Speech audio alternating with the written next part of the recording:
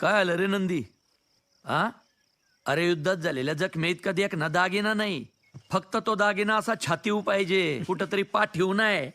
पाठीव फक्त महाराजांनी शाबासी द्यायची आणि त्या शाबासीच्या बदल्यात आपण अख्खी मुघल सल्तनत छातीव घ्यायची. कुठल्या बी मराठ्याची जिंदगी बस इतकीच अशी छातीपाठीच्या मधी. काय जमल का?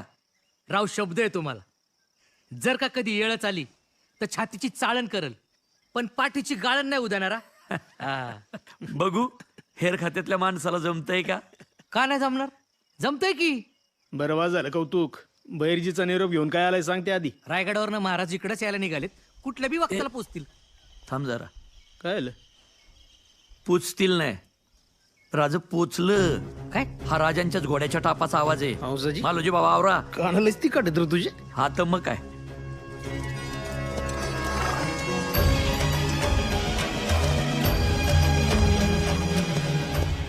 राजा मुजरा घ्यावा. हंसाजी, महाराज इथवर का आले असा प्रश्न नाही पडला तुम्हाला? बहलोल खानाला तोडायचा आदेश असेल तर राजा तुम्ही रायगडावर पोचायच्या आत त्या खानाचं मुंडकं तुमच्या पायावर टाकीन. राजा आदेश द्या. हौसाची मोहिते, स्वराज्याला आता कुठल्या खानाच्या शिराची नाही तर तुमच्यासारख्या शूराची गरज आहे. राज उद्या पहाटे परशुरामाच्या मंदिरी सरसेनापती पदाची वस्त्र आणि तरवार देऊन प्रतापरावांचा वारसा तुमच्या खांद्यावर दिला जाईल. राज मी मारा